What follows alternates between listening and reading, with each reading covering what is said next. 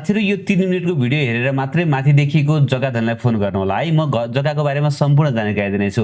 दर्शकबिन नमस्कार, स्वागत छ नयाँ भिडियोको साथमा उपस्थित भएको छु। मेरो नाम शंकर अधिकारी हो। दर्शकबिन तपाईले यहाँ एउटा जग्गा देखिरहनु भएको छ, हेर्नुस् त। बडा मज्जाको ढलान बाटोमा ढल पानी सबै सुविधा भएको यो चिटिक्कको एउटा घडेरी तपाईले देखिरहनु भएको छ। एकदमै राम्रो खालको 13 फिटे बाटोमा रहेको छ र चाहिँ ढल सप्लाई भइसकेको छ भने लाइनको पाइप पनि चाहिँ त्यहाँ जडान गरिएको छ। लुबु बजार देख्न सक्नुहुन्छ र लुबु बजारबाट चाहिँ यो लोकल गाडीहरूलाई मैले नोटिस गराइरहेको छु तपाईलाई। र चाहिँ यो जग्गाबाट लगभग 100 मिटर नजिकमा चाहिँ यो लोकल गाडीहरू लाग्ने मेन बाटो रहेको छ भने यो भाटबटनी कोलोनीतर्फ जाने बाटो हो। र चाहिँ त्रिपुरा बस्ती यो तपाईले देख्नुभयो, हेर्नुस् त।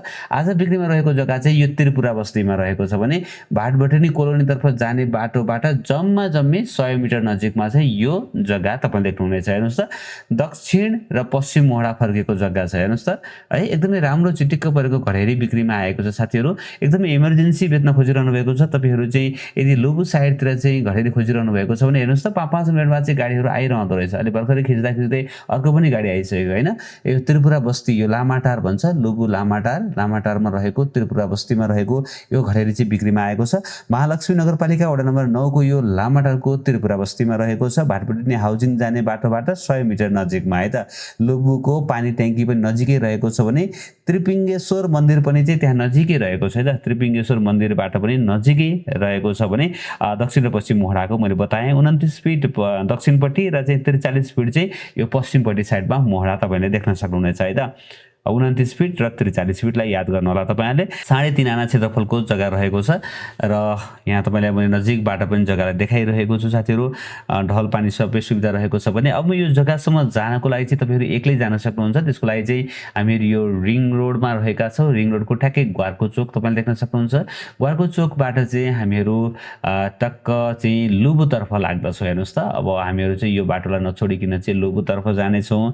बाटोको लोकेसनलाई त्यति धेरै राखेको छैन किनकि भिडियो धेरै लामो बनाउनु भन्दा पनि छोटो भिडियो भित्र सबै जानकारी दिने प्रयत्न गरिरहेको छु।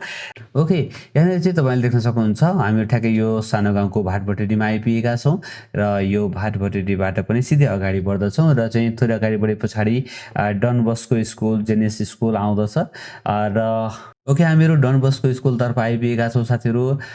Done Bosco school, Jannes school हुँदै चाहिँ हामीहरु अगाडि बढ्दछौं है त। यसरी अगाडि बढ्दै गर्दाखेरिमा यहाँ तपाईले एकतर्फी बाटो देख्नुहुनेछ है साथीहरु, हेर्नुस् त।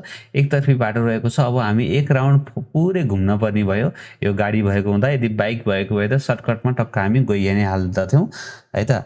गाडीमा चाहिँ तपाईहरु एक राउन्ड यसरी सट्ट घुमेर चाहिँ तपाईहरु फेरि यही बाटोमा जोइन हुनेछ र चाहिँ अब यहाँबाट चाहिँ हामीहरु राइटतिर लागेर अलिकति तल जानुपर्ने हुन्छ है त साथीहरु, हेर्नुस् त। राइटतिर लागेर अलिकति तल हामी जानेछौं। यो भाटबटनी हाउसिङ तर्फ जाने बाटो पनि यही नै हो र यसरी सिधै नै हामीहरु अलिकति तल जानेछौं र थोरै अलिकति तल गइसके पछाडी चाहिँ हामी यहाँ लेफ्ट तर्फ जान्छौं है साथीहरु। यहाँ थोरै अलिकति कच्ची बाटो छ। त्यस पछाडी चाहिँ हामीहरु अब यहाँनिरबाट चाहिँ हेर्नुस् त, यहाँबाट चाहिँ हामीहरु लेफ्ट तर्फ लागेर चाहिँ अगाडि बढ्दछौं है त। यसरी थोरै अगाडि बढ्दै गर्दाखेरिमा चाहिँ तपाई त्रिपिङ्गेश्वर मन्दिर पनि नजिकै रहेको छ।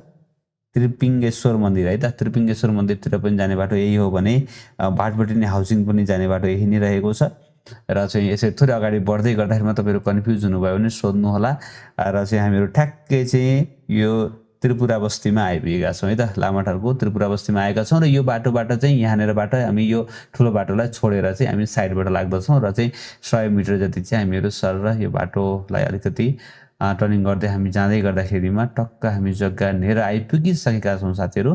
र हो रि यहाँनिर एउटा सानो मन्दिर देख्नुहुन्छ कट्ने बित्तिकैको।